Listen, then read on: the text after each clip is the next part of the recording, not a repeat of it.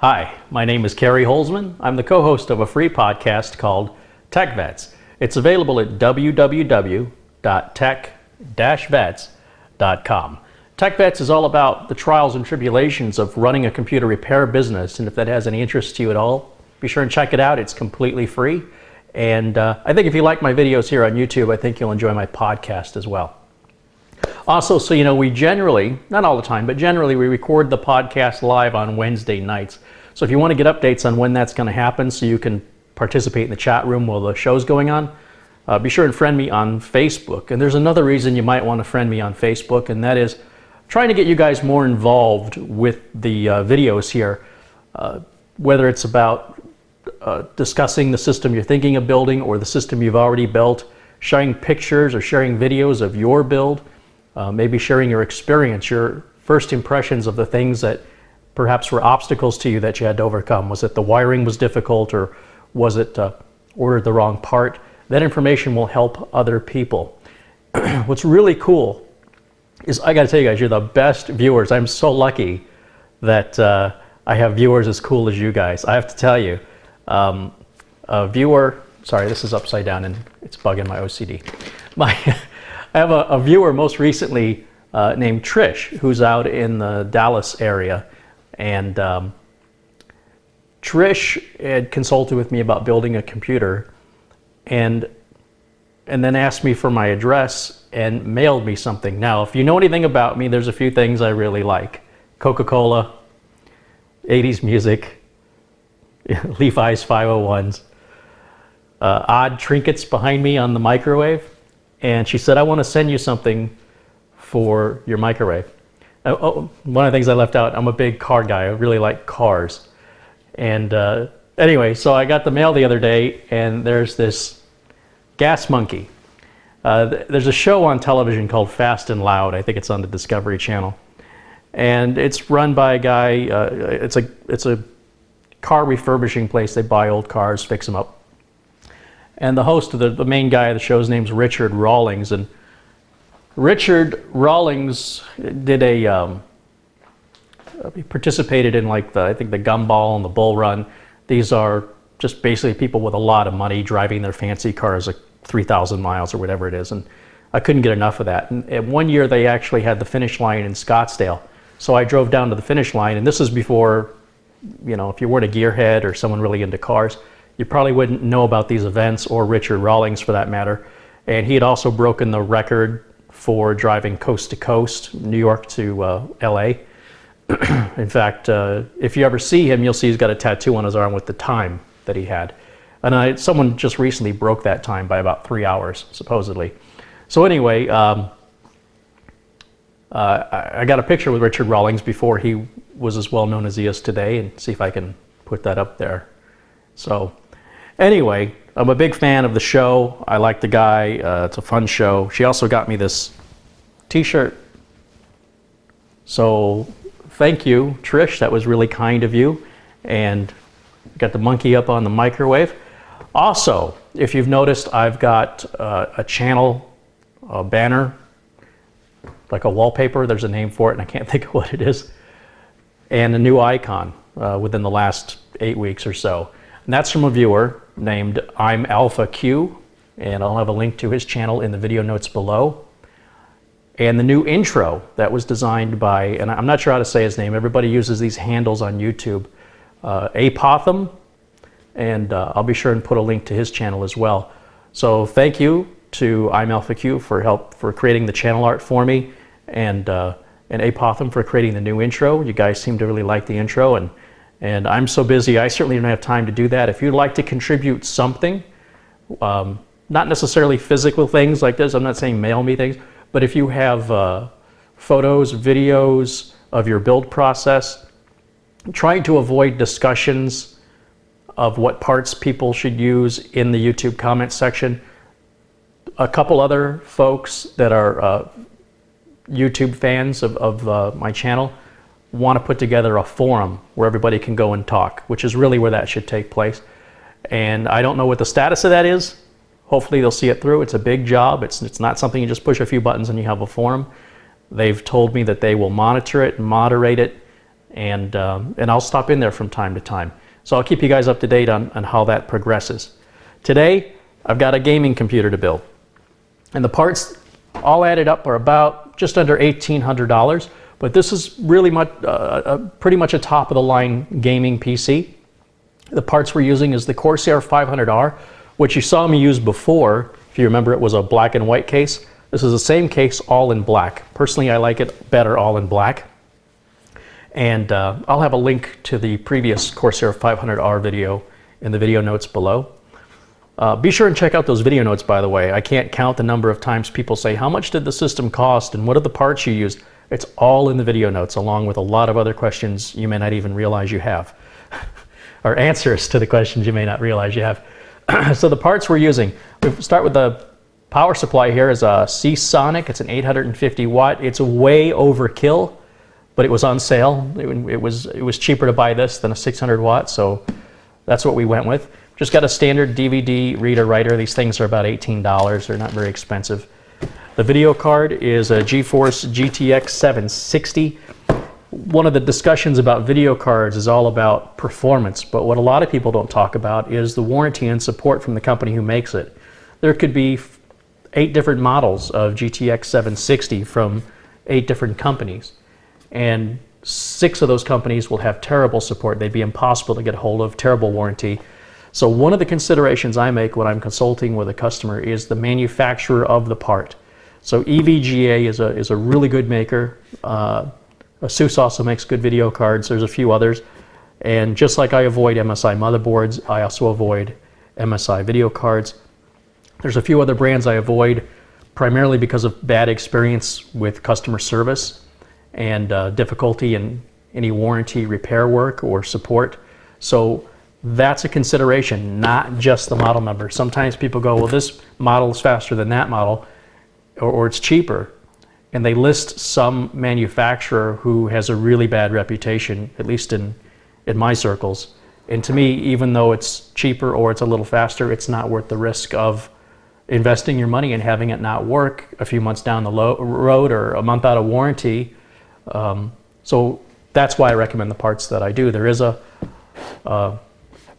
logic behind the madness. All right, for the motherboard, you saw me use this on my own system recently. This is the Asus Z87 Pro. This is the V edition. We're going to put that in there with 8 gigs of Corsair Vengeance memory, and this is a Core i5 4670K. So we're not going to put an aftermarket cooler on this because he doesn't currently have plans to overclock it, but he wants that option in the future. He doesn't want to do it right now, but maybe when he gets braver and because the system's going to be so fast compared to what he's got now, he's not going to know the difference if it's overclocked. It's going to be super fast compared to what he's got now. So some people think that you need to go with an aftermarket cooler. You don't until you want to overclock.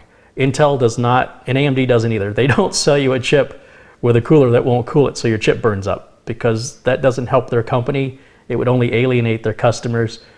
The cooler is perfectly fine. It'll run for years and years without trouble. In fact, I very rarely ever replace a bad CPU cooler that's from the manufacturer of the CPU. The OEM fans are just extremely reliable. Some people say they're loud. I don't know. I found that the stock fan on the i7 when I was pushing it in video rendering got a little bit loud, but it just depends on how sensitive you are to the noise. The Core i5 fans are dead silent. Anyway, he can always change that out with an aftermarket fan later on when he's ready. It's easy enough to do. You've seen me do it in previous videos. We're going to go with a Samsung 840 EVO 1 terabyte drive. This is the best value for the dollar, and it's one of the fastest drives you can buy. 3-year warranty, great Samsung Magician software to help keep it tuned up and latest firmware. Windows 7 Home Premium. This is about $100 all by itself. That's the OEM edition. We've got a Wi-Fi card we're going to throw in there because he needs Wi-Fi. And we've got an AFT Pro 55U card reader. Now this is a 5¼ inch bay card reader. You've seen me in my previous videos, one of them anyway, struggle with getting a 3½ inch card reader into a 5¼ inch adapter. Well, this is already This doesn't need the adapter. This is going to slide in. This will be the easiest card reader install ever. It does cost a little bit more money, but it's also a name brand. AFT is really well known in the as a quality manufacturer of card readers. In fact, if you ever go into one of the drugstores, at least like Walgreens and CVS, they often have these kiosks where you can print your own photos. You take your memory card, plug it in. Those are AFT card readers they're using in those, and you know those see a lot of abuse, a lot of wear and tear. So you know, it's a good high quality part. So as previously mentioned, we got about $1,800 in parts, a little less than that. That includes the operating system, and I am buried in work right now, so I'm going to have to get through this a little quicker than normal. And you know, I've been doing so many of these videos now, I'm just trying to find different angles or different ways of showing you clearer views of what I'm doing. And on this video, it's just going to go by a little bit quicker because I got to get it done today. And these videos can often take me 4 days to shoot and 4 days to edit on a computer build that would only take a couple hours if I wasn't filming it. So anyway, I got to get it done today. So let's get started. And you know where I start? With prepping the case. So let me get the counter cleared out and let's start there. All right, now these are the parts we can start with for prepping the case. Power supply, optical drive, solid state drive, card reader, and of course our case. We've got our documentation, which is pretty much useless. My Panasonic EY7410 screwdriver. This has been my favorite. You'll see me using this one a lot more often in my builds than the other ones. I don't know what I'm going to do with those other ones. I'll have to sort of mix them up a little bit here and there. Keep the variety. All right, we've got 4 screws on the back, 4 thumb screws here, and sometimes they're loose enough to turn with your hands, and if not, you might need to get a screwdriver to loosen them up. And these screws do not come all the way out. On most cases they do, but this actually holds onto them, so you don't have to worry about losing them. You pull the panel back about, oh, it's about an inch or so, and then just pull it straight off and put the panel away where you're not going to run into it or dent it or scratch it. Stick it back in the case box if you want. Same on the other side. You'll see we got a giant fan over here on this other side, which is great. The bigger the fan, the slower it can turn to move more air. So it ends up being really, really quiet and moves a lot of air. So in general, the bigger the fan, the better. You can see how they've tucked this cable away. We definitely will want to get that out of there when we hook it up, or that's going to get in the way of the fan. So just be aware of that. Let's set this down. All right, now inside the case, right down here is the box of screws that we need for all the components we're going to install. So once again, all the screws are going to come with the case. This is just a hard drive tray or caddy. And here they've taped up the ends of the front port umbilicals, which I can take off. The front port umbilicals are your switches, LEDs, your headphone jack, your microphone jack, USB 3 ports, all that's coming through these cables. Don't worry about these cables right now. This is the cables are the part that scare people the most. I'm just going to push these cables out through the other side. See, look how clean that looks in there when you push the cables out and you don't see them. There's already 2 fans up in the front that are already hooked up. We've got a rear case fan here. This top panel comes off if you push down on it. And up on top, right up here, there's room for 2 more fans or a big 240 millimeter radiator, water cooler. We're not going to be putting that in this build, but again, this customer wants that option for the future. So that's why they went with this case, besides the fact it looks cool. All right, so in the box that comes with the motherboard, if I can get the box open,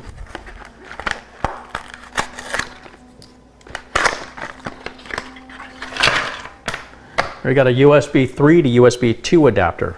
This is if you're installing an older style motherboard that does not have USB 3, or you're using your USB 3 for something else and you want to make these USB 3 ports work but at USB 2 speeds, because that would be the only way you'd be able to hook them up. Would be most motherboards have a lot of spare USB 2 ports, plugs on them that you can use. Most only have one USB 3 header. most I've seen is 2, and I've only seen that once before. So that's why they include this. Hopefully you're not going to need this. We've got some wire management stuff here, a couple of loops and zip ties. We've got some screws for fans. These are really long, what we call shoulder screws. We're not going to use those on this build. We've got 4 standard screws that are for a power supply. We've got some motherboard hold-down screws here. These are the fine threaded screws that are used for accessories like the card reader, the potentially the solid state drive and the optical drive, card reader. And we've got a couple of motherboard standoffs, which we'll get to that when we get to it.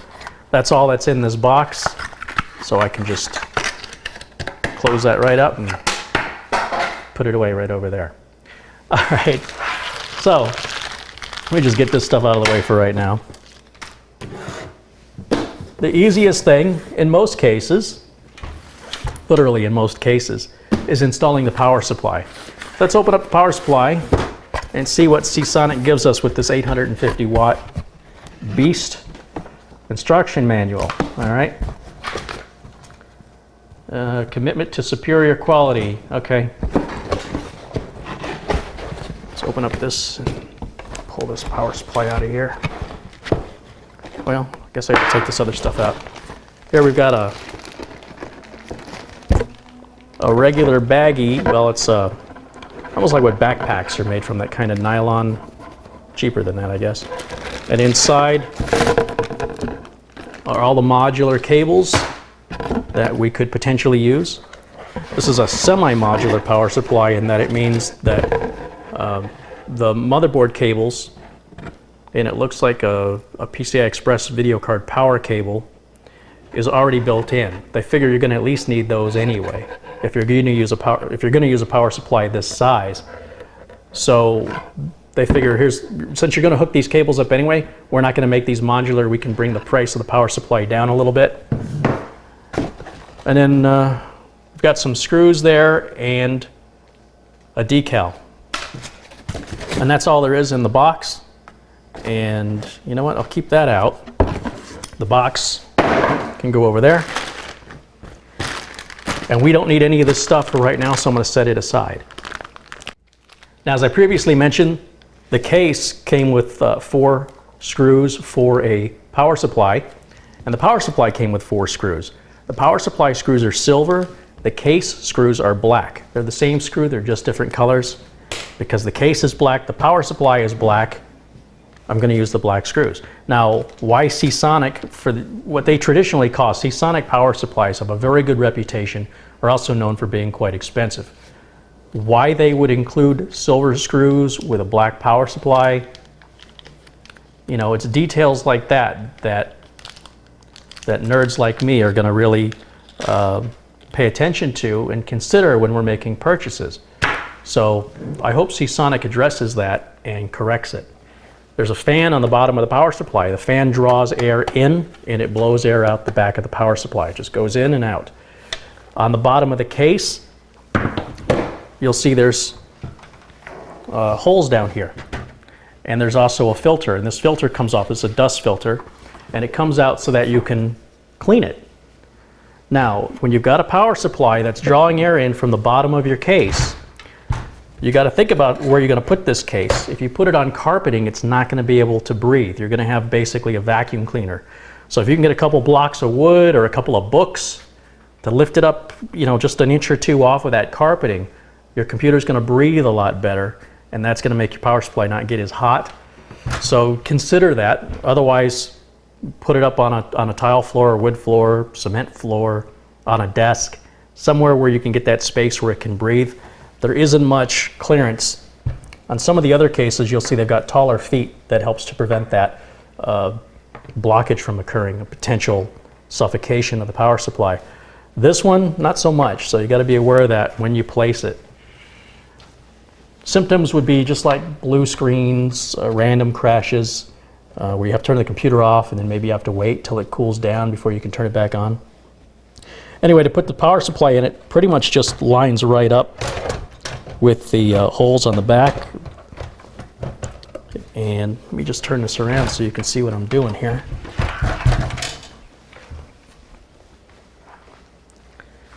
So right here, you'll see that the Seasonic wording is upside down. Again, this is something Seasonic does. It doesn't make any sense to me. It's upside down on the back. It's right side up on the side. And it is right side up on the back. On the other Seasonic, it was upside down on the back and right side up on the front. So again, there's a lack of consistency that I certainly can't make heads or tails of with the decision makers and engineers at Seasonic who make these decisions. But be that as it may, I just want to point it out to you, because if you're dealing with a Seasonic power supply, then that is considered normal. Now, what's just happened here is this fan from the rear exhaust fan was down between the power supply and the back of the case, and the power supply wasn't sitting all the way flush against the back of the case. And rather than force it, I was looking to see why, and basically, when something's not fitting right, these are expensive computer parts. It's your project. Don't rush through it. Relax. Take a breather, and take the part back out if you have to, and give it a good look to see why it's not sitting completely flush the way it should sit. All the parts that we're going to build today on any computer really are all going to sit flush. So if they're not, you got to figure out why. Don't force it. Now, once you've got it lined up properly, these 4 holes should line up with the mounts on the back of the power supply. So we've got one right here. It looks like there's one here, but it isn't. It's actually right here. It's offset. Then this corner. Then it looks like it would be this side here, but it's actually below it. And then the very bottom. So let's get those in.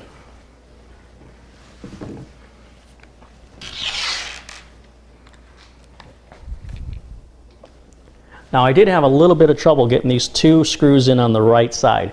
And this is not the first time I've had this trouble with Seasonic power supplies on Corsair cases. If you're going to go with a Corsair case, my advice to you is do not go with a Seasonic power supply.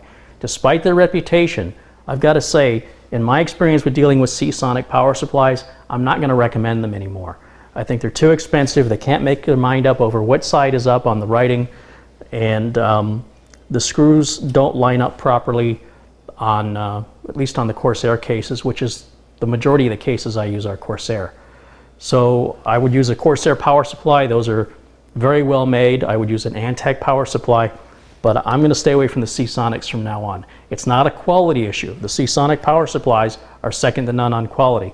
But if it doesn't sit right, if it's difficult to put in, if it's, things like the writing being upside down, to me, power supplies got to fit right, and it's got to work right. It can't just work right. That's not enough for me. All right, let's move on. Next, we can install our optical drive. Just turn this around. Now, we know we're going to put the optical drive in the card reader. I like to place them on the topmost slots. You don't have to do that. You can actually place them anywhere you want, but to me, that's what looks best. So I've just popped these covers out. Save these. I'll end up putting them in the motherboard box when we're done so that the owner of the computer will have them. What's nice about these, they have a little foam in here which helps keep the dust out and keep the noise inside. So that's a nice touch on behalf of Corsair. Now, the optical drive just comes in a plastic bag like this. It's what we call an OEM. An OEM means there's no retail box, there's no instructions, there's no cables. It's just a bare drive, and that's why it's so cheap. Like I say, they're about $18. The drive's going to slide in from the front. Anything that's going to be exposed from the front goes in from the front. And you'll see there's these little rocker arms. And these are designed to automatically latch into place when something that meets the standard screw locations is inserted in. So when I slide that in, you'll see the little rocker arm slide. There it is. Sometimes you have to kind of lift up and down on the back of the drive so it lines up on the track properly. Again, don't force anything. As one of my commenters said, keep calm and carry on. So anyway, the drive, to take it out, you would just push this lever forward and then just slide out the drive. Be sure and catch it before it flies out the other side. Now we do have a place to lock down the drive even more securely with a couple of screws. Because this is being shipped, this one's going to Sacramento, which isn't too far, but far enough for damage to occur in shipping. I'm going to go ahead and secure the drive down. If you're not shipping the computer anywhere, if you're just building it for yourself, you don't have to do this part. If you're going to be taking it to LAN parties and stuff, if you're going to be moving it around, then I would suggest you secure the drive. So we've got a place for one screw on this side,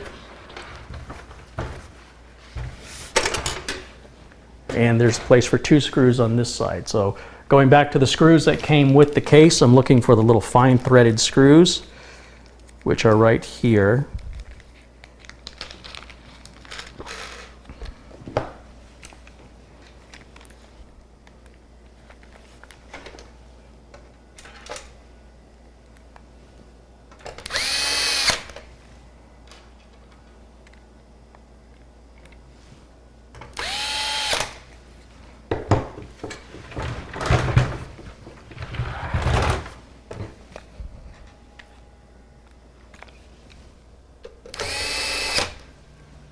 And just like that, optical drive is in. It's really simple.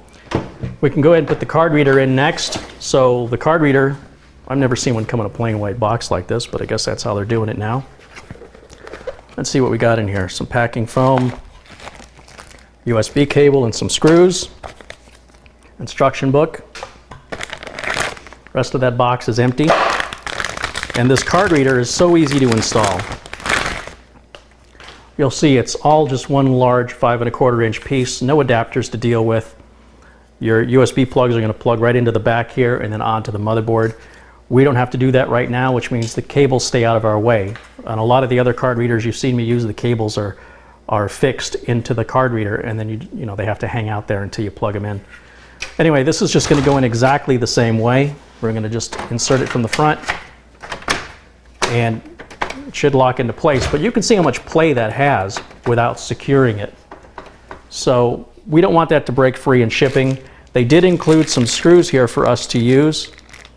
We don't have to use these screws. They look like they're the same as what we've been using for the optical drive that came with the case, the fine thread screws.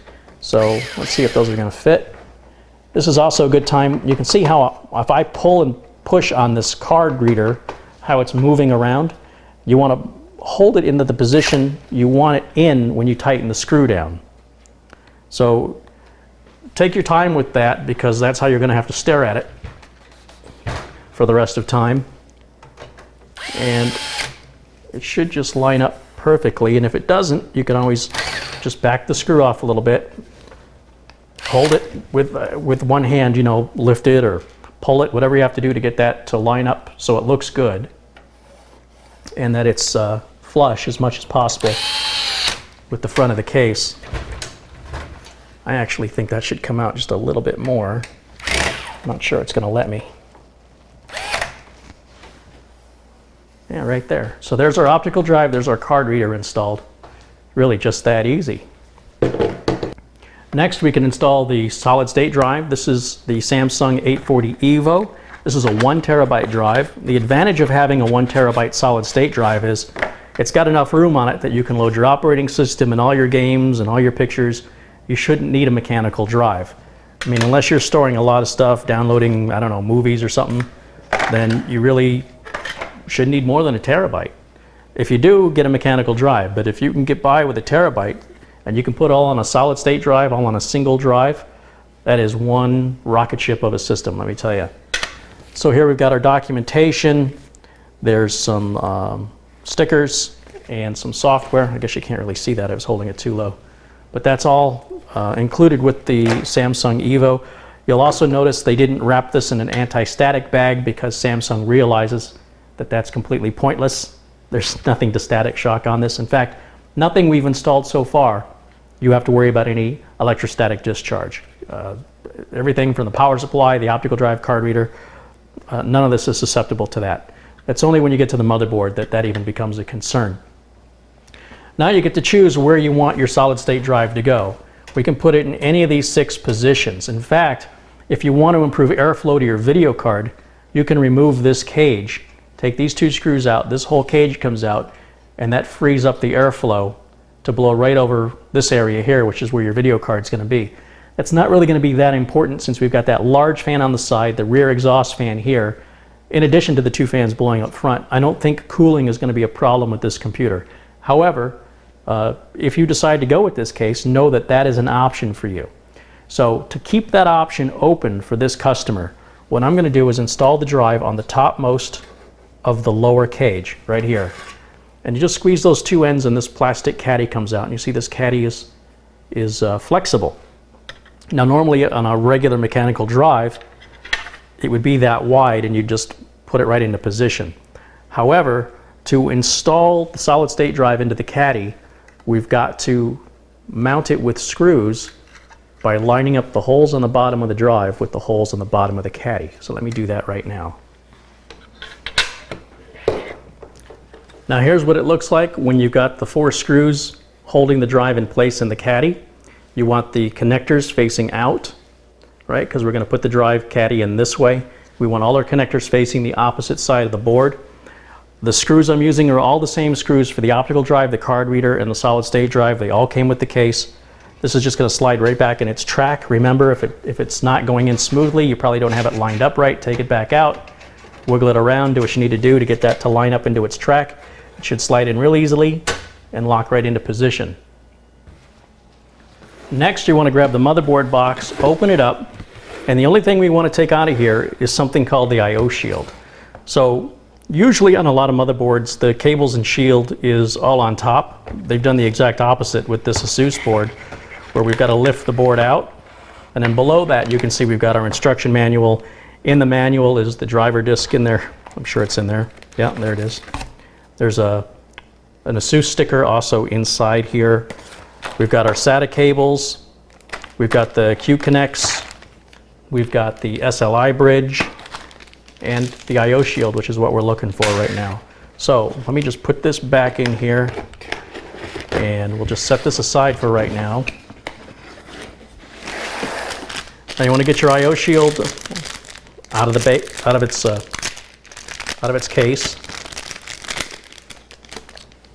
out of its plastic, so you can put it in your case. Now I don't know why they made this I/O shield white. I think that kind of sucks because the case is black. I mean, no one's going to see the back of it, but again, it's just, they can pick any color they want. Usually it's silver or it's black. But here they've decided to go with white. And there's also these tabs that stick out on this side, and we're going to have to pay attention to where those tabs are when we install our board a bit later. But this goes in very simply. There's a round keyboard hole here up on top. The speaker and audio jacks are all down here on the bottom, and this is going to feed in from behind into this hole right here, and it just clicks right into position. Now on a cheaper case you might have to struggle with this a little bit, but it just will, on a decent case, it just pops very easily in, and it's just what we call a friction mount. And if you get it in backwards or upside down, you just pop it back out and turn it around. You'll know because your motherboard won't line up right if you got it in upside down. Like I said, if you end up getting it upside down, you just pop it out and turn it around. It's no big deal. Okay, that's all there is to prepping the case. And now we can get the motherboard ready for installing. So for that, we're going to need the board, we need the CPU, and we need the RAM. Now to prep our motherboard, we need to get the board out of the box it's in here. So let's go ahead and remove it. Now all the components that are going to be left over, the screws and covers, they're all going to go back in this box when we're done. So for right now, I'm just going to use the box as our workbench because I don't want to scratch my counter up, and I want to make sure it's a non-conductive surface that I'm working on. The anti-static bag, we'll just remove it from here. Now you can work on the anti-static bag, it's not going to hurt anything. However, there are a lot of people who were incorrectly taught about how an anti-static bag works. And so they continue on to this day to suggest that it's somehow dangerous to work with the motherboard on it like this. It is not dangerous at all. The inside of the bag is not made of a different material from the outside of the bag. The motherboard was shipped in it, and basically the bag works as like a Faraday cage. If you think of a cage, just a normal cage, a cage doesn't work if you put somebody outside of the cage. The cage only works if somebody's in the cage. So the warnings that used to come with the boards were that by removing the board from the bag, you were taking it out of its cage.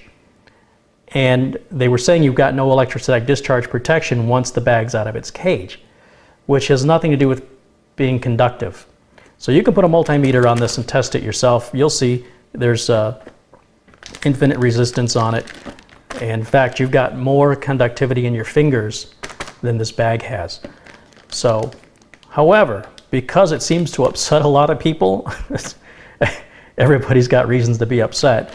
Apparently working on the anti-static bag really offends people. So rather than offend anybody, we'll just get rid of that. It's not a big deal. We'll work on the box and then everybody can be happy. Now the first place we can start is installing our CPU. So let's go ahead and get the CPU out of the box. You'll see one side of the box has a piece of tape on it here that you've got to cut. The other side has this long label on it, and the label, you actually need to keep this if you ever need to send a CPU in for warranty.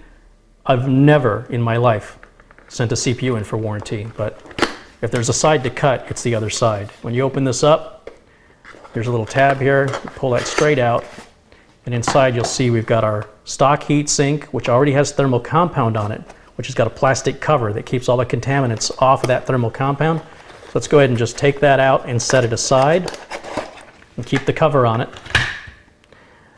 We've got our instruction manual and a sticker. Set that aside.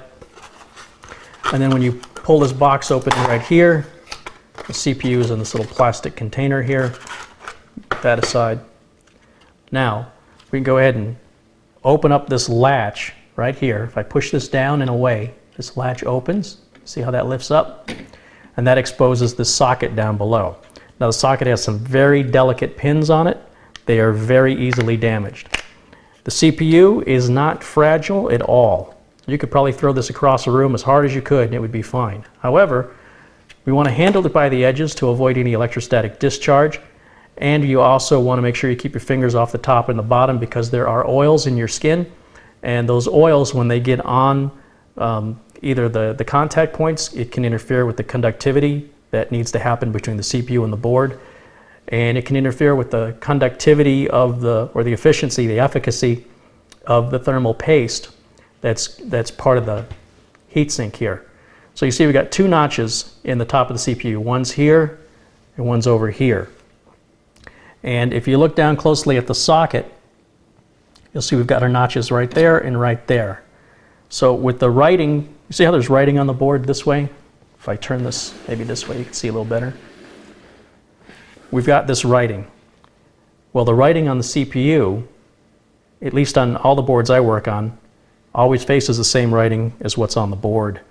And that's just going to line right up into its slot here, and you just kind of drop it in place. It will seat.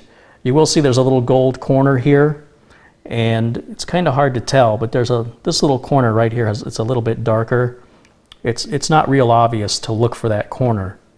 However, that's how the CPU goes in. It only goes in one way. Then you can lower this lid back down on it, and this cover should just pop right off once we start to close it back down, and it did.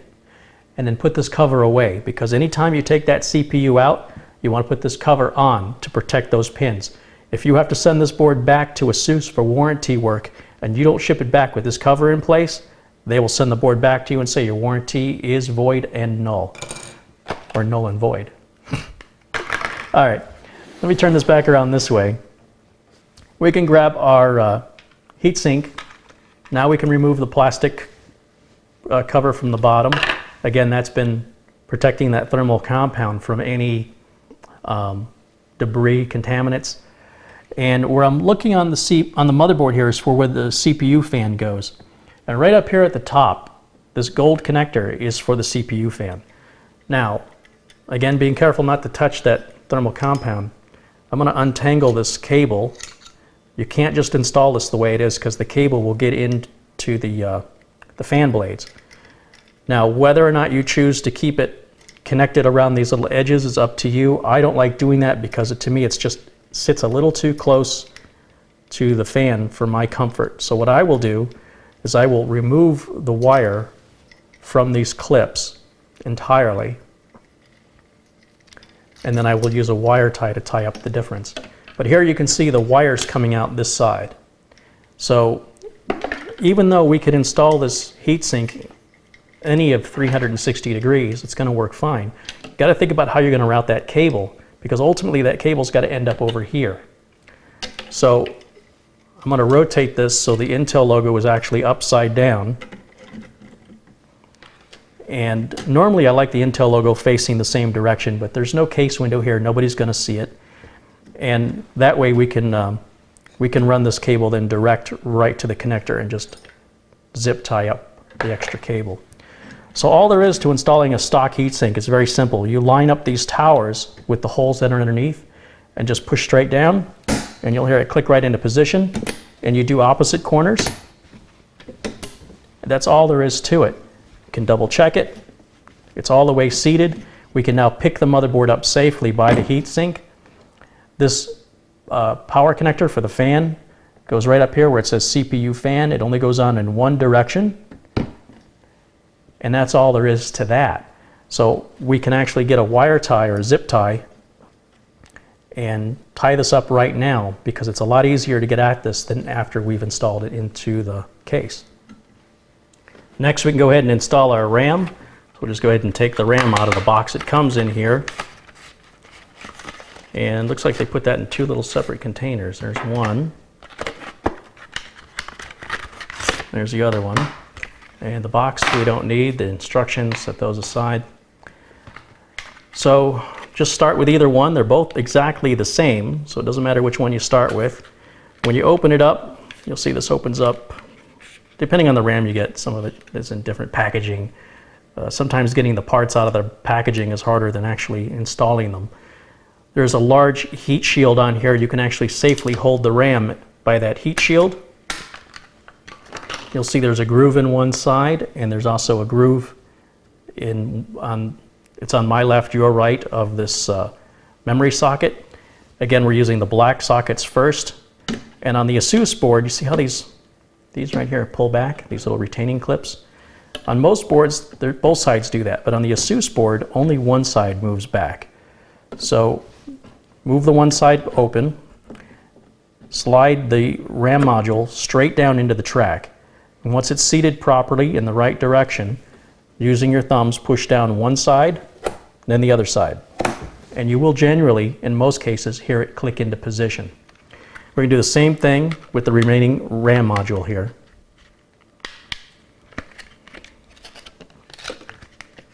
You want to avoid touching the circuit board.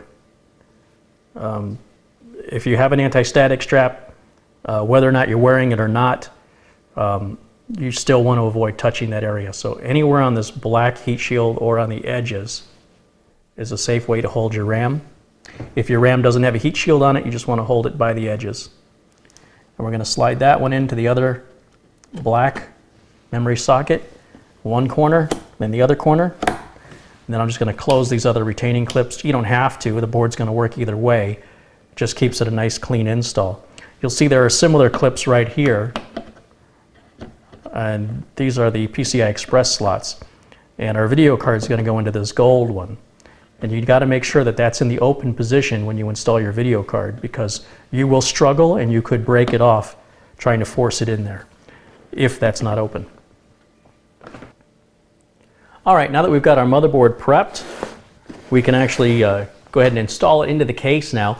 Normally I lay the case down flat on a surface like this to install the board, so you let gravity work with you. What I'm going to do is put the case on the floor so I can give you a better camera angle. Of course, you don't have to put yours on the floor.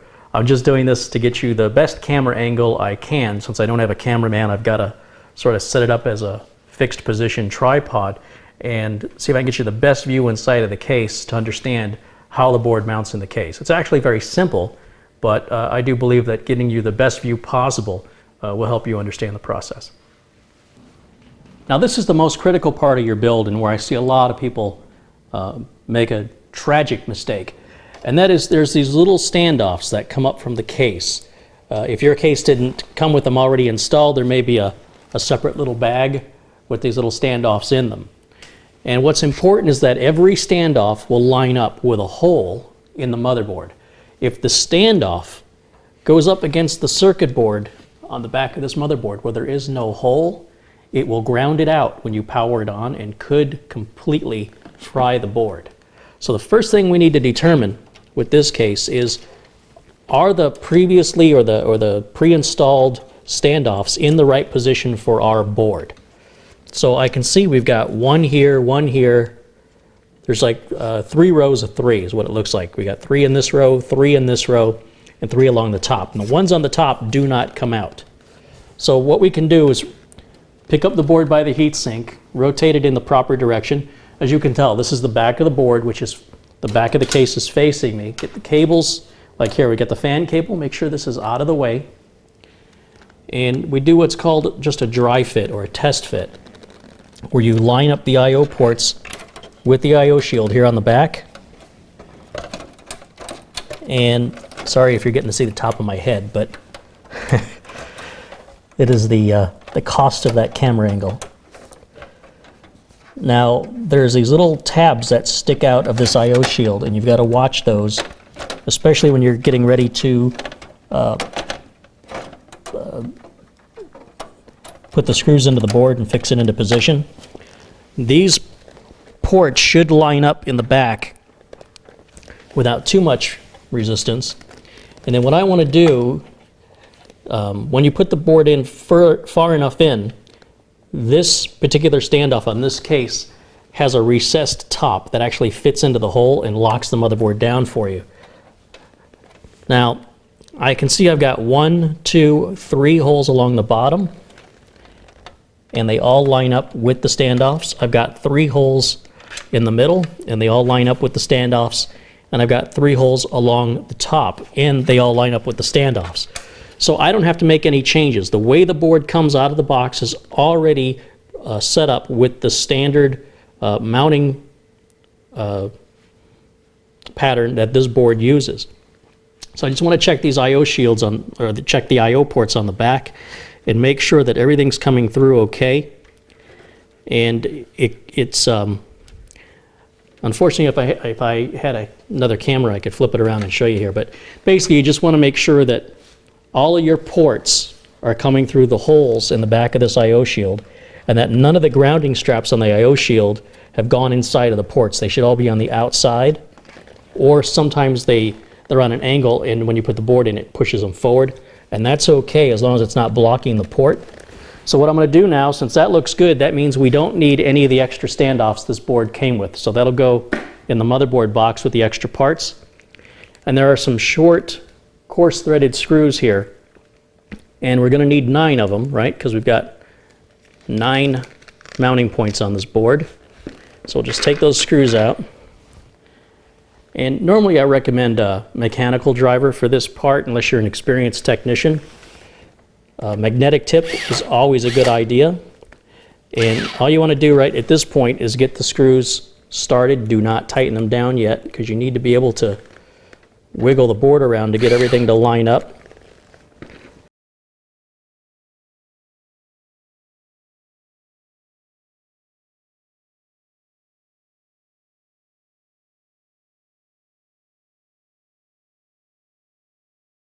And that's it. I had them all started, and then went ahead and, once they were all started, tighten them all down. And you don't over tighten these screws. They don't have to be that tight. Just pretty much get them so they're snug. The whole point is to simply hold the board into position to keep the board from warping or touching anything metal. The only place where the board should be touching metal is where the screws are. That's why it's so important to check the standoffs and make sure that there's no standoff behind the board that you can't see. One of the ways I just verify that is by counting how many mounting holes I have and counting how many standoffs I have. So that's a real easy way to do it. And then it looks like with the motherboard we have 1 extra screw here, so that'll go back in its little bag. I also see that Asus has got a little plastic cover I didn't notice. I'm seeing this more and more on the large heat sinks on the Asus motherboards. And these heat sinks can get really, really hot. So I don't think it's a good idea to have this plastic over them. Let's go ahead and take that off right now. Now that we have our motherboard installed into the case, is the scary part, at least for a lot of people out there that are building their computer for the very first time, to say, you know, all this is well and good, I can turn a screw with a screwdriver, but it's the cabling, that's the part I'm afraid of. Well, my advice is just take it one cable at a time. It's really not a big deal. And what we see here is the power supply's got this wire tie out of here. Let me get that off of there. And the power supply will have one very large connector, bigger than all the others, and that's going to go on the motherboard. And so let's just start with that one. Just ignore the others for right now. We're going to run that back behind the motherboard to keep our cabling looking as nice and neat as we can. And you don't have to do that if you don't want to. But a lot of people like to show off their rig and have it look as neat as possible. But again, it's an option. And you do not have to run your cable back behind here. In fact, if you have an older style case that doesn't have a recessed side to it, then you can't do it anyway. You'll have to buy a case that's designed for having the cables run behind it. Otherwise, you risk pinching the cables against the cover or not being able to put the cover back on because the cables stick too far out. So anyway, this connector's got a clip on it, and the clip always goes towards the edge of the board, and it's just going to fit right on there, and you can see it just clicks into place and I can't pull it out. Then there's another connector here. This is an 8-pin connector that's made up of two 4-pin connectors, because some motherboards have a 4-pin CPU power connector and others have an 8-pin. If yours has a 4-pin, it doesn't matter which of the two 4-pins you use, they're both the same. If they're separated, know that the clips go together in the middle. And you, again, can run it, if you want to, back behind your case. Keep the cabling as clean as possible. And any new modern case should have a hole up here in the top right corner. And depending on your case, this may or may not reach. If you have a really tall case, you may have to get like a power cable extension for the CPU power cable here. So this is a little bit of a tricky part here because we have barely enough cable to make this reach. And I'm going to have to sort of get in here on an angle. And I'm sorry I can't get you guys a better view of this, but I do show it in my other videos with a lot of close-ups. And like I said, I just kind of need to get this done quickly. Okay, I struggled to get that on a bit because, as you can see, the clips actually face down. They don't go towards the edge of the board as I originally assumed. That's the first board I've seen where the clips actually go on the inside. And if you look carefully at the connector, you'll see the little ridge on the connector itself where those clips connect onto.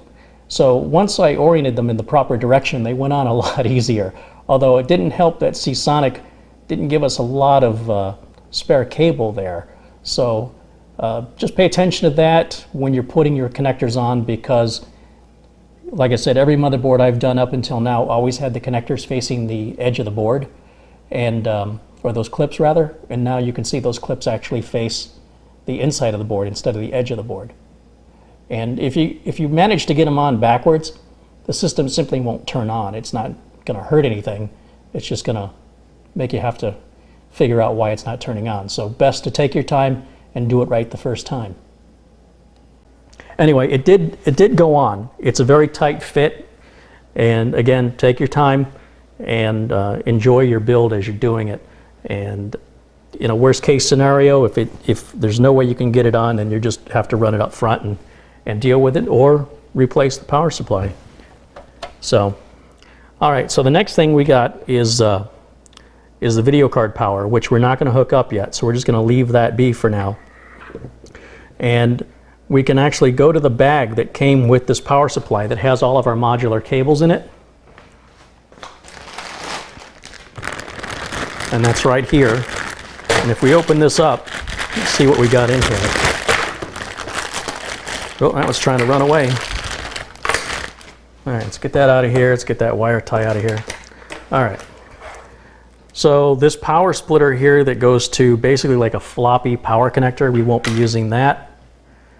This is to a Molex connector, which is sort of what old hard drives and old optical drives used to use, the IDE style.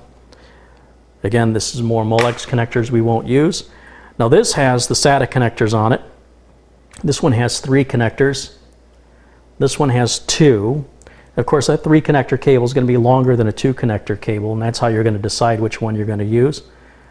This is another power cord for another video card.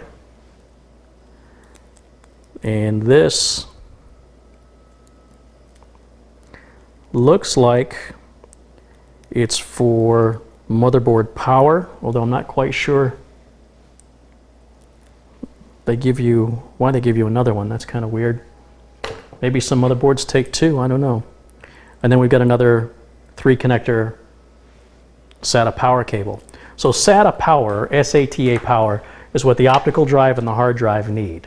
They're SATA-based drives, so they need SATA data cables and SATA or SATA. It's just like data or data. They need SATA data cables and SATA power cables.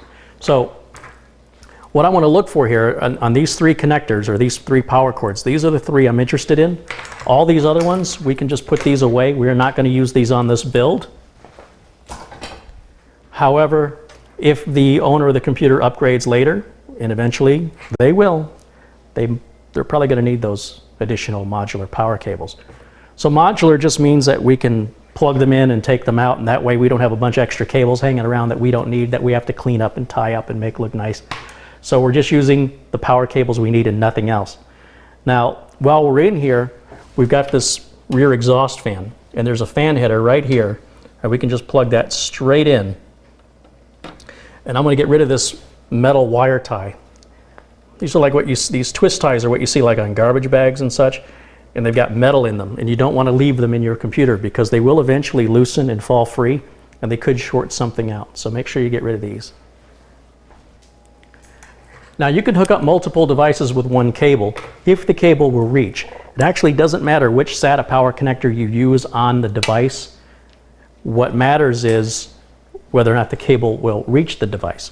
So what I'm looking at here is I've got our optical drive way up here, and our power supply is way down here, and I need that cable to go from the power supply through the back, out through the top, and into the optical drive. So I want to start with the shortest cable possible, which is the power connector that only has 2 SATA cables on it. You can see it's not a very long cable at all. And I just want to see if that's going to reach. So I'm going to plug this connector into the back of the power supply. It doesn't matter where you plug it in, as long as, well, the back of the power supply shows that the first, if I can turn this so you can see it, these first connectors are all for peripherals. So it says IDE and SATA. And you can't plug this in over here anyway. It's not going to plug in. So it's not like you can get it wrong. You can't even get it upside down. It's only going to plug in one place. I always start on the inside as much as possible in order to keep the cabling as clean as possible. Now to see if this is going to reach, I'm just going to feed it out through the back. And then right up through the front. And if I turn this so you can see, plug it right into the back of the optical drive.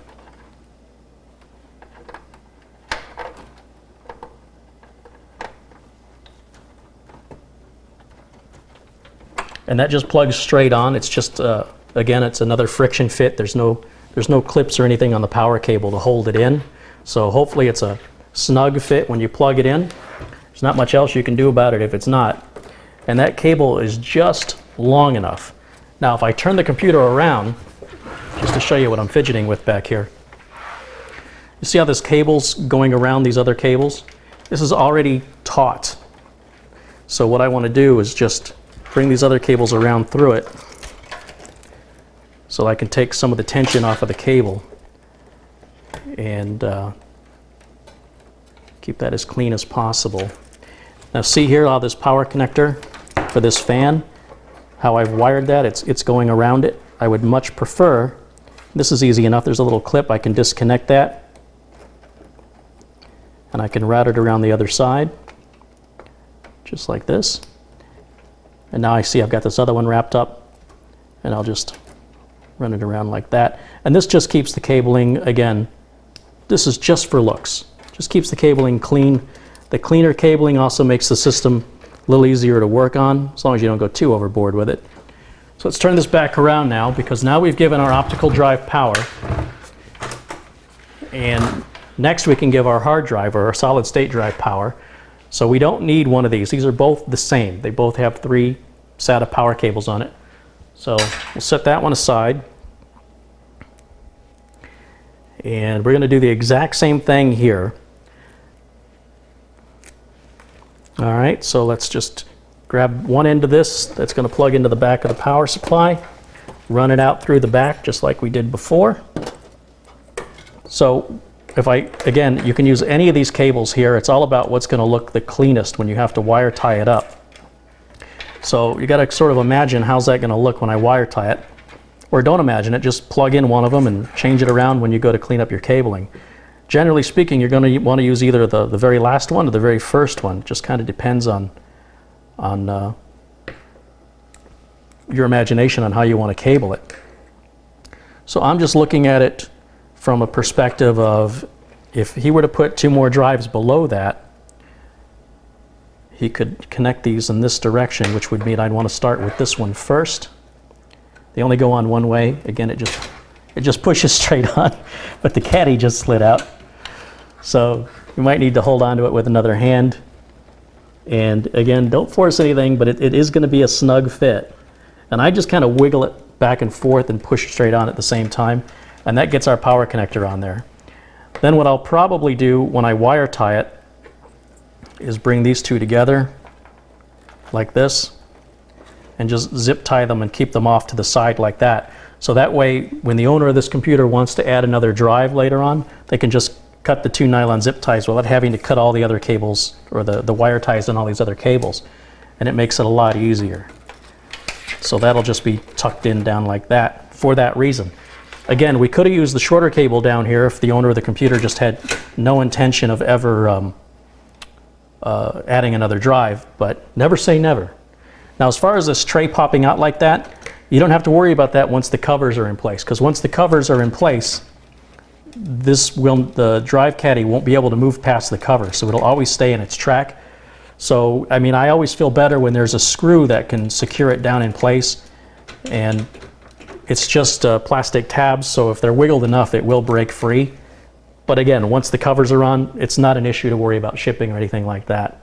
So that gives power to our optical drive, to our hard drive, and to our motherboard. And that's pretty much all there is for the power cables. Next, we can hook up the data cables.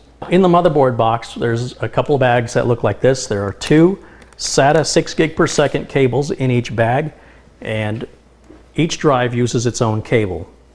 So it's pretty simple and straightforward. It's a lot easier than it used to be, especially if you ever dealt with SCSI connectors or RLL or MFM drives. And if you're a novice at all this, which I imagine you are, you have no idea what I just said. But trust me, it's a lot easier today than it used to be.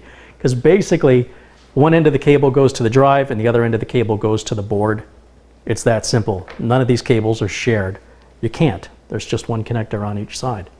And these connectors are kind of nice that they've got little clips on them to hold them in place so they won't break free. And you'll see that one of them has an L-shaped connector on the end.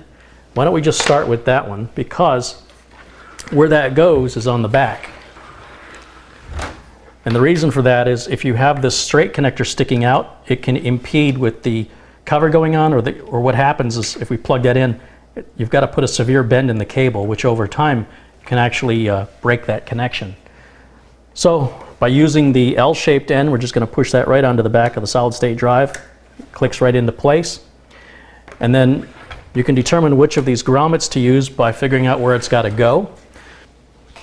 So looking at these SATA connectors, you'll see we've got 3 gold ones and a black one. The black one is the AS media controller. You cannot hook up an optical drive to this black one. They're all SATA 6 gig per second ports. So what I'm going to do is stick with the gold ones. That way I can use both of them on this one connector. And what we're looking at is, it actually says SATA 6G 1, 2, 3, 4, and 5, and 6. They always start at the bottom, so number 1 is the very bottom one, number 2 is the one on top. And you could use this black one for data drives. Like I said, anything but optical drives. And I'm just not going to use it. I much prefer to stay with the Intel controller, which is again the gold ones, rather than the ASMedia controller. So anyway, since we know we need to bring that optical drive into port 1, that's going to be right there. We can feed the cable in either through this grommet or through this grommet. I think this middle one's going to be the best way to go. So I'm just going to go ahead and do that right now.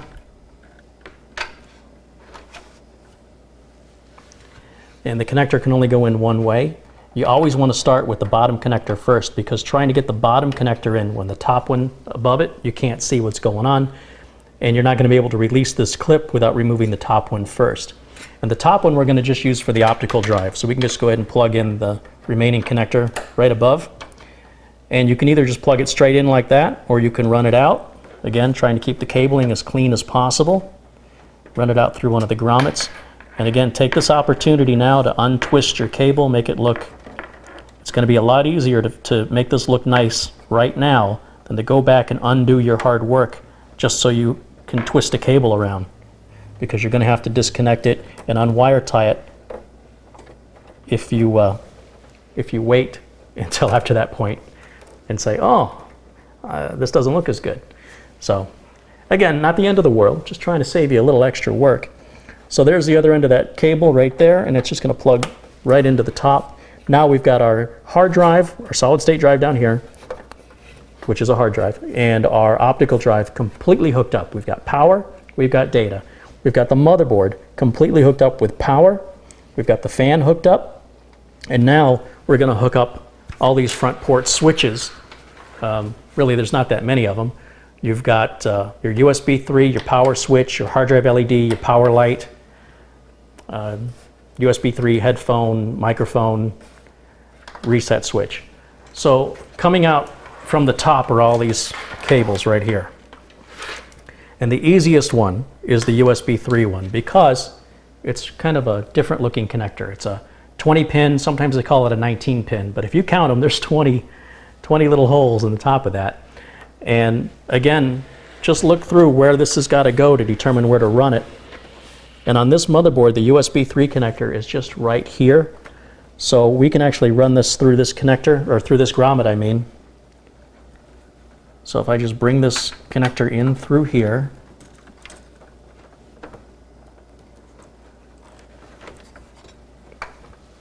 it only plugs in one way. It plugs straight on. There's a little groove that's going to line up with the groove in the socket, and it just plugs straight on.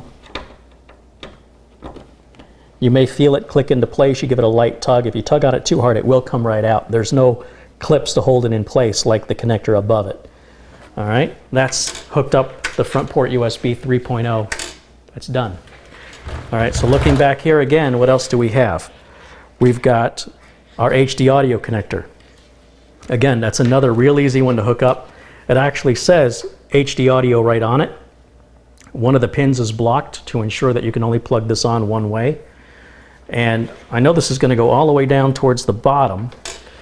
So on this motherboard, our HD audio connector is right here in the middle of all these other ones, and it's actually got another connector above it. So if you look closely, it looks like it's, at first glance, it might look like it's one large connector, but there's actually two connectors right there. All right, so I'm just going to run that front port HD audio connector right through this hole here and rotate it so that the missing pin, which in this case is going to be in the up position, it's going to line up with where the pin is missing on the connector, and it's going to plug straight on. Now just doing that, we've hooked up the front headphone and the front microphone port. So it doesn't leave that much. So let's turn back around here and see what we've got left. All right, so you can see it's starting to look a little intimidating. However, this cable right here is the front port FireWire connector, which FireWire is just like a USB style connector. It's a bit outdated. I don't really know many people that use it anymore. Unless they have specialty equipment or older equipment. So we're not even going to hook this up. I don't know if this board has FireWire on it. I don't believe it does, but even if it did, I wouldn't bother hooking it up because I'm not going to use it anyway. And I know this customer isn't going to use it, and it's probably nothing they're going to ever upgrade to because it's a technology that's sort of faded out. And if I just look down here on the board just to check, Yeah, I really don't see any FireWire option on this board. I could definitely check the manual to be sure, but like I said, I'm not even going to worry about it here. It's not an option on the board. So that's just a cable we don't have to worry about. All right, so there's one less cable to hook up. So this one's just going to get tied up and kept back here, right? Now that's going to leave this one ribbon cable left, and that's got our hard drive LED, reset switch, and power LED. And those are all going to go down in the bottom side of the motherboard here. So I'm just going to try and make this as neat as possible. Try and figure out a way that I can route this cable where it's not going to look bad or get tangled up with anything. I think that's going to do it right there. Maybe something like that. It may be it right there, and then just run it in through the bottom. Now, written closely down here on the motherboard is etched where each of these pins, what each of these pins function as. So typically on most motherboards, the very first bottom connector is your hard drive LED. So looking at these little connectors, you find the one that says HDD LED, and it's going to have one side as positive and one side as negative. If you get it backwards or you put it on the wrong set of connectors here, it simply won't work. It's not going to hurt anything. Now, if you put it on other connectors, well, you could short some things out. But if you're at least on the right area, you're not going to hurt anything. So the hard drive LED is just going to plug straight on. The power switch is next. There's no positive or negative on the power switch. It just plugs straight on. And the reset switch is the same in that there is no power, there's no positive or negative, and it plugs straight on to the next. And that takes care of that whole bottom row of pins right down there. And then up on the top, we can put our power LED. And again, the positive cable always goes towards the edge. It's always the very first pin, in this case, the very first top pin, which is just over the power or the positive LED of the hard drive LED below it. All right, so the two power cables, I keep saying power cables, the two positive cables are above each other, right? The one for the hard drive LED and the one for the power LED. And then the power LED negative cable is actually one over. It's the next available pin. And we just plug in the connector that has the negative notation on it right onto that pin. And that is hooked up all of our front port switches and lights.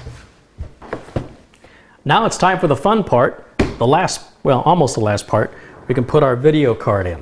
And this is a great video card, by the way, the GTX 760, at least at the time of making this video. Very powerful card. It's going to last this customer a very long time. It's going to play every game that's out there, and probably every game that'll be out there for the next 2 years. This video card, by the way, will support up to 4 monitors at the same time. So if you're looking for like a massive desktop with 4 different monitors, this one video card will do that. So in here we've got our Go Faster stickers, we've got a poster, we've got a little notice that says please allow the video card to cool down for a minimum of 2 minutes after you've been using it before you attempt to remove it from your system.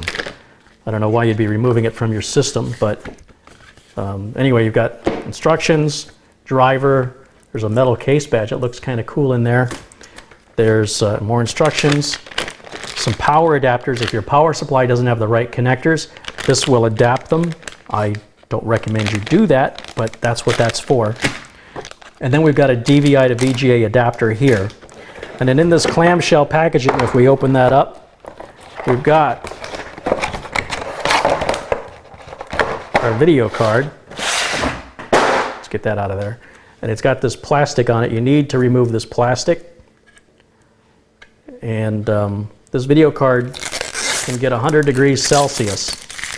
They get hot, and that plastic will melt right off. Now, where I was just holding it, you shouldn't be holding it. You want to hold it by the edges. Keep your hands away from this area. Now, I'm in an anti-static environment. You know, I'm not working on carpeting. Still, don't push your luck. Don't hold it that way. I just didn't realize I did that. I'm working very quickly, and I'm sure it didn't hurt anything. However, you always want to be careful. Just because you touch something you're not supposed to touch doesn't mean you've ruined it. All right? I just want you to be aware of that. You just want to avoid it as much as possible. In fact, avoid it entirely. to prevent any unwanted electrostatic discharge damage that could potentially happen. So if you don't touch it, there's no potential for it to happen, all right? And because you did touch it, doesn't mean it did happen, but it could. How do you know? You plug it in, you turn it on, you see if it works and if it continues to work. So what I'm going to do now is just set the video card down here, and we're going to turn this so you can see it. So one of the first things you've got to figure out is which of these back covers do you have to remove for this video card to sit in here. And the proper way to hold the video card is right by the plastic shroud that's around it. Avoid touching any of this stuff back here on the circuit board or this connector here. Just avoid touching that altogether. Now if you just line this up with the topmost PCI Express slot, which is right up here at the top, see that cable's a little bit in our way, and this cable's a little on our way.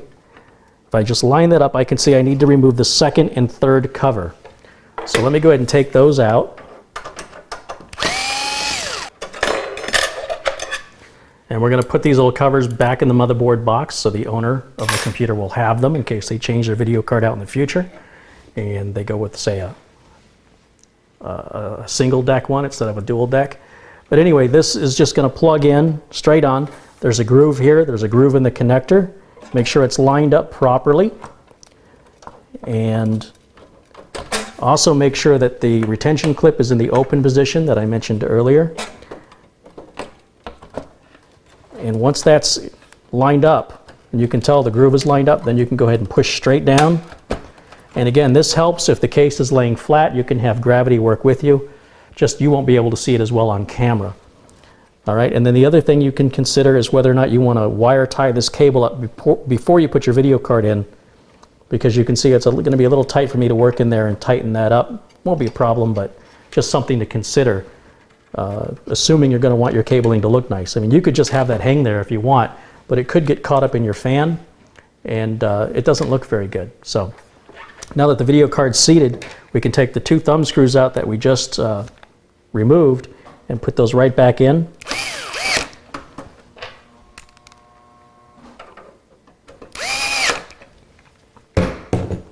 And that installs the video card. We just need to give the video card power now.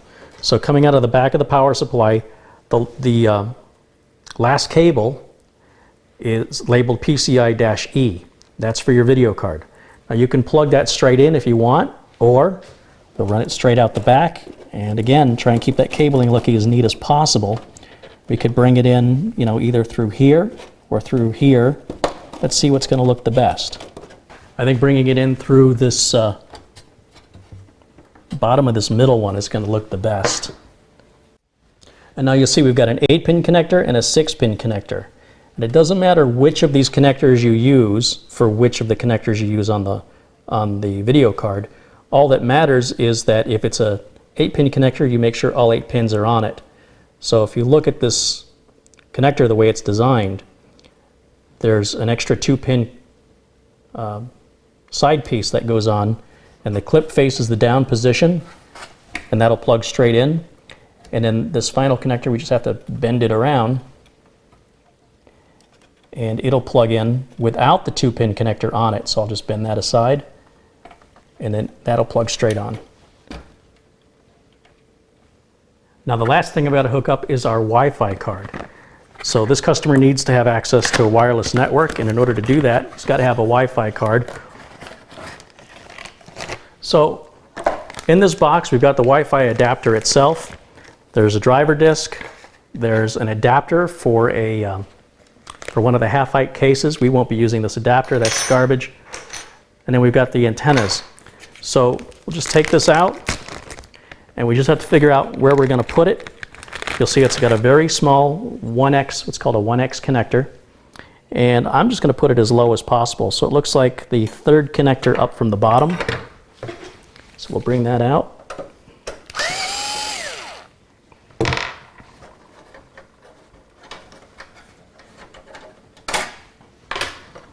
And then this is just going to plug straight in. Once again, it's got a groove in it. It's only going to go in one way. Make sure it's fully seated. And then we'll just go ahead and put the screw back in that we took out. And that has installed a Wi-Fi card. It's just that easy. Now these antennas just screw on the end of it here, And when I ship the system, I'll be taking the antennas off because they will break in shipping. I can almost guarantee it. So I will take these antennas off and put them in the motherboard box when I'm completely done and ready to box the computer up. Now there are two other wires that I had mentioned previously that are on the back here that are for fans. All right, you'll see we've got this fan connector here. That's going to go for the fan that's on the side panel. That's our fan connector. And then this is the power connector here. This is an old-fashioned Molex connector. So we will need one of these Molex modular cables after all. And what that does is that provides power to the two front fans and the panel fan, and also they're lit up with LEDs. And there's a switch on the front to turn the LEDs on and off. And that's all powered from the one connector. So looking at the modular cables that came with the power supply, which I thought I was done with, I'm in too much of a hurry. I'm going to grab the smaller one. Again, there's a longer cable with 3 Molex connectors. This one has 2. And I can just plug it in to this connector here. Or depending on how it's going to look, I could actually go with the middle connector and then just wire tie that one back. And then this will just run right down here. If you turn this around, should see our cable coming in right there. And it's going to plug in right next to the 2 we've already plugged in. Again, you can't get it wrong. It's only going to fit in the right connector. And all these connectors here, except for the last one, well, except for the last 2, are the right connector to use. So I'll just keep them all in a row. You see I've got 3 in a row like that. And I'm not going to worry about cleaning any of this cabling up yet. My first concern is to see whether or not the system will turn on. So let's find out. All right, now we get to test fire this and see if it's going to work. When you do your first test fire, you want to make sure that you only have the bare minimums hooked up to your computer. So don't plug it into the internet yet. Don't plug any printers or USB flash drives or anything else you don't absolutely have to have into it yet. So what we need right now is keyboard and mouse, and really you don't need the mouse, but we're going to go ahead and plug the keyboard and mouse because we're going to want that when we go to install our operating system. Mine are wireless. These are the wireless USB receivers. And if you have black USB ports on the back of your computer, use those because those are USB 2. If your motherboard only has USB 3 ports, in other words, if they're all blue, then use the ports nearest the top for your keyboard and mouse. This motherboard also has a place for a PS2 keyboard or mouse. The reason you use the top ones is, in my experience, the top ones are usually Intel based. And if they're Intel based, then your operating system should have no problem detecting your USB keyboard or mouse. Next, I want to hook up the monitor, so I'm just going to remove the cap off of one of those DVI ports there on the video card and plug the monitor in. And then finally, we're going to hook power up. So make sure the switch on the back of the power supply is in the off position. We're going to grab our power cable, plug that in, flip the switch into the on position, and now we get to see if what we did works.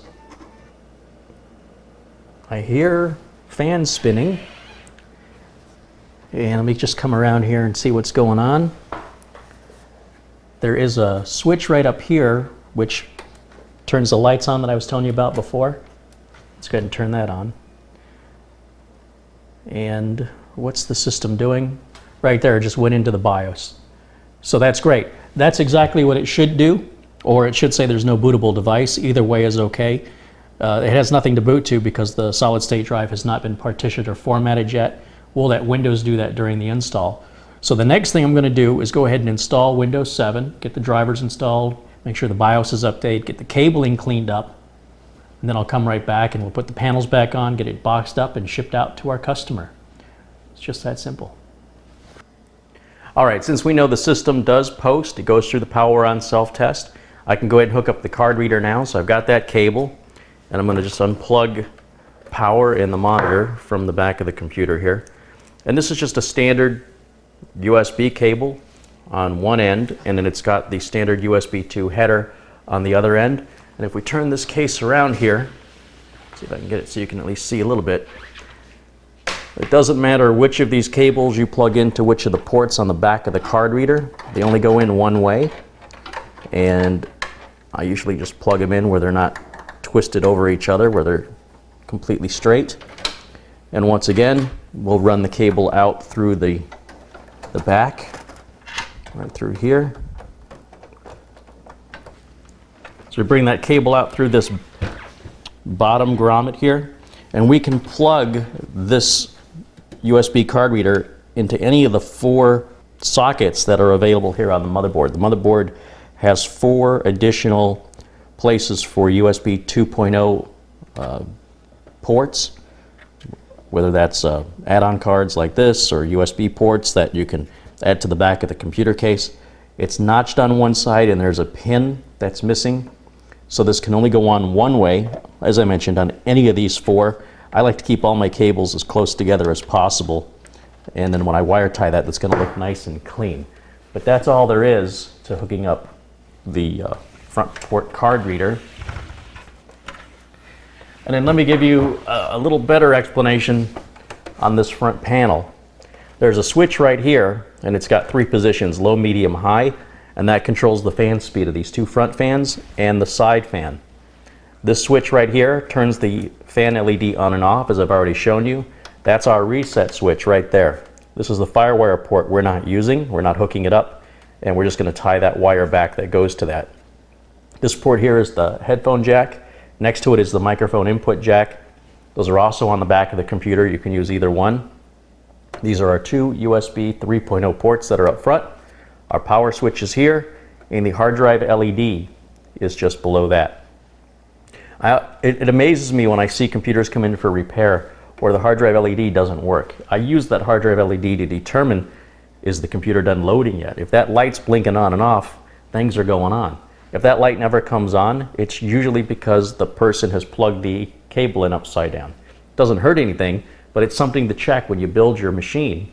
When you turn it on, make sure the reset switch works. You know, if you've got a successful power on self-test, see if this light comes on and off. Even if there's no operating system on your hard drive, the light should at least come on and off a couple times during the post process.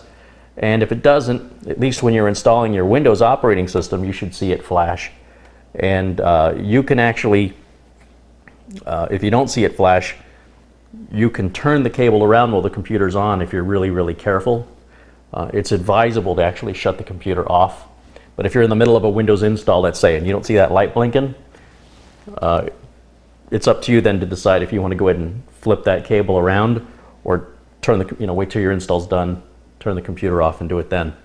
For safety reasons, obviously, you'd want to turn the computer off. But I've done it with the computer on. If you're careful, you certainly can do that. You just don't want to cause any harm to the board. I'm not worried about so much you guys getting harmed as I am that you damage the board if you're completely in the wrong place. In other words, if the cable's just upside down, no big deal.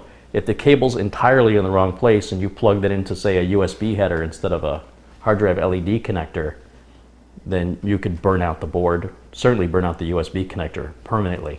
So anyway, that's the front of the case there, and now I'm going to go ahead and get back to getting the operating system installed and then getting all the wires tied up, and then I will be right back.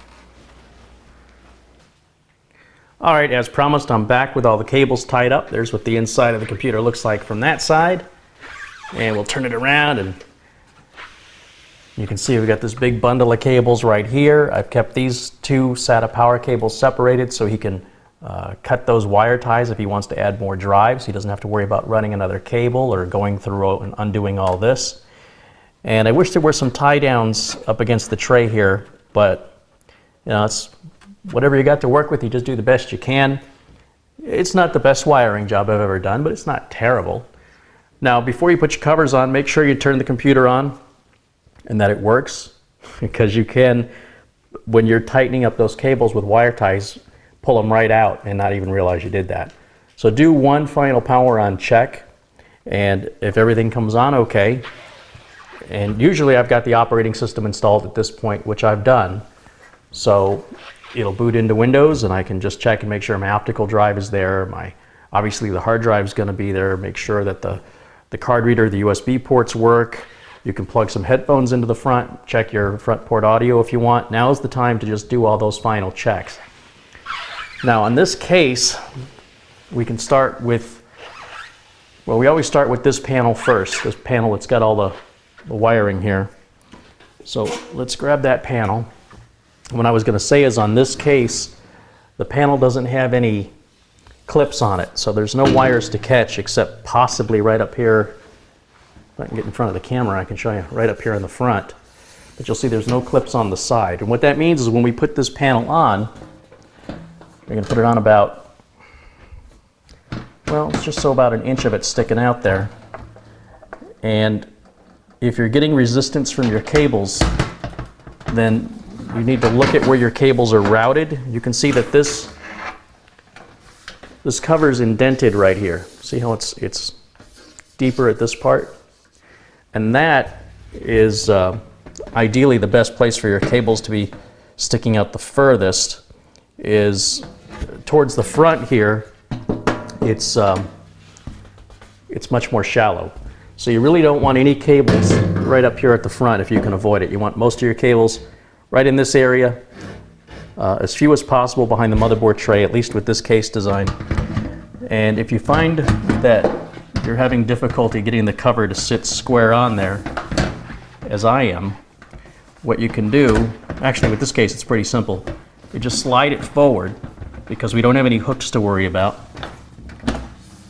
And then you just push the back on and tighten the thumb screws up. It's a very simple process with this case, and you've seen me on other videos actually lay the case down so I can put my weight on it. And that usually happens because the little clips that sit up on the top of the panel don't all get seated, and it ends up pushing the panel, having the panel poke out because it's not fully seated correctly. So with this case design, with this panel, that just doesn't happen. It's not even a consideration. You don't have to worry about it. Now onto the other side, you can see I've left the one power fan connector right down here. And that's going to be for the fan that's on the side of the panel here. So grab that and show it to you. There's our other side panel. There's our fan. We'll get that cable untangled there. You want that cable to be pretty much as long as possible so that you have some slack when you pull the cover off, that you don't just yank the cable right out. And this cable won't just fall out. You actually have to, there's a little clip you have to press to release it. So if you don't have a lot of slack and you end up pulling this thing off because you forgot, you'll bust that right off of there. So you got to remember that. You see how that fan is positioned? It's going to blow right over that video card. And that's going to go on real easy. And again, we'll just tighten those thumb screws down. And now we can do one final power on test. And if it passes that, then I can get it ready for shipping.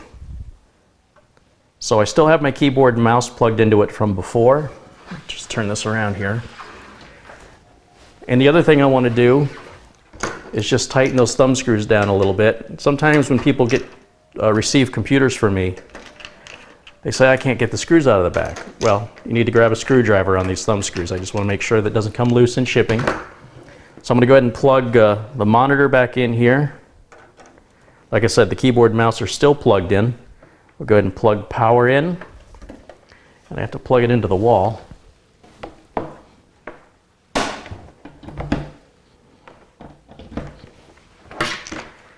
And now this should be the final test here. Windows is installed. It should just boot right up unless I knock something loose in the process.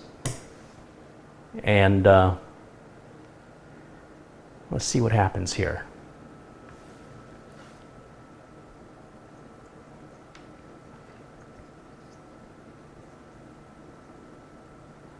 While that's booting up, I'm assuming it's booting.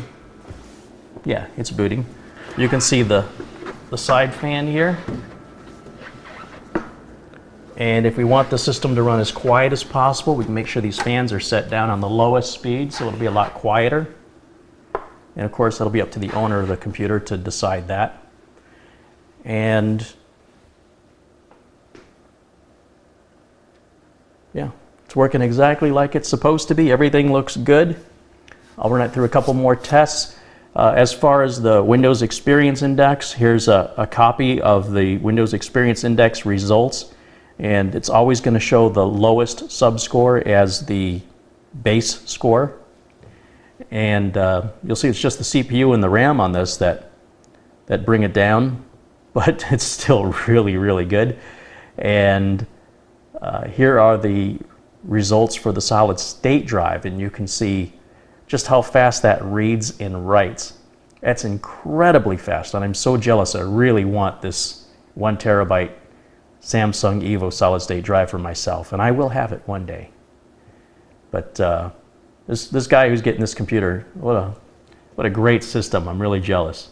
Can't recommend these parts enough. They're just, the performance for the dollar is just bang on. All right, now since we know everything works, this is my final shutdown.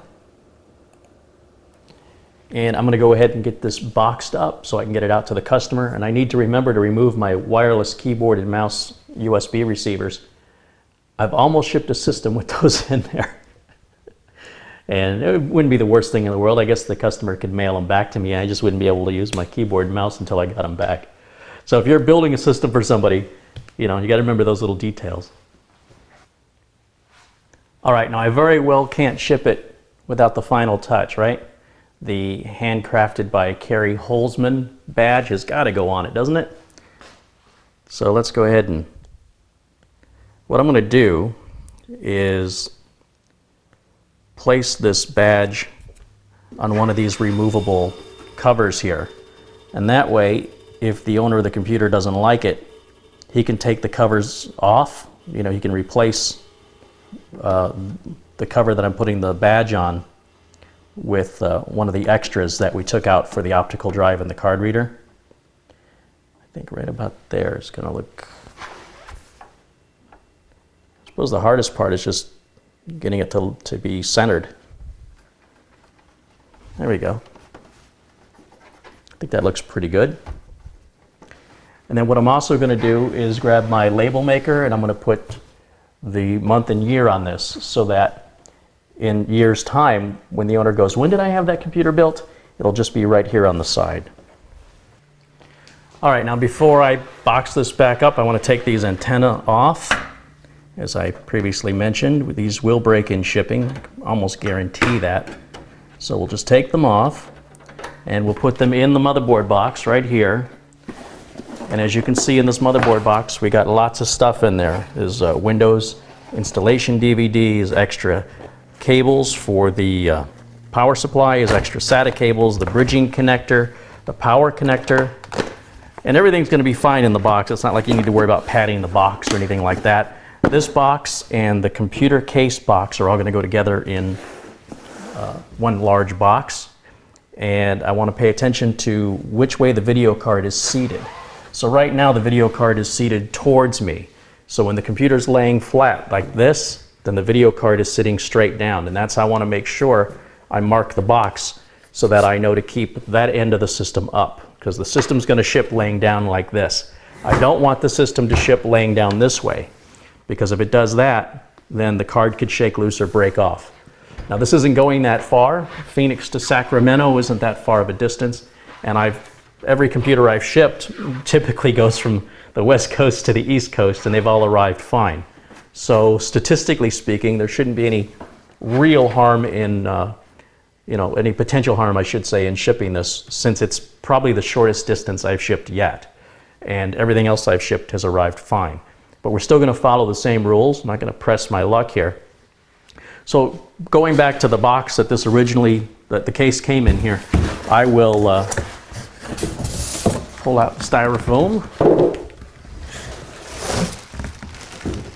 And here we've got the bag, which will be good to put back in there so it doesn't have any sort of scratches or anything. It's also good to clean the case up, get some Windex out or something and just clean it, wipe it down. The styrofoam actually on the Corsair case tells you that this is the top, and the arrow indicates the front. And then just turn the case upside down. And we can fold up the plastic here. And again, it's just like it came out of the box when we first took it out of there. And we've got another piece of styrofoam down in here I got to take out.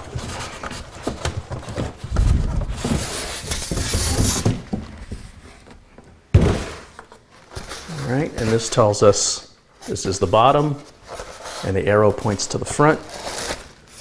And it's just that easy. And while the system is upside down, we can just throw the box on like so. And again, pay attention to where that video card is if you're shipping this system like I am. I can see the video card is seated this way. Since I've turned the system around, don't mean to confuse you. But it's wherever that I/O shield is. That's the side that's down. So what I want to do is just get a marker, and I'm going to draw a couple arrows on this that points. If this side is down, then this side has to be up. So I'm just going to get out my Sharpie, and I'm going to make an indicator showing this side up. I'll do that on both sides.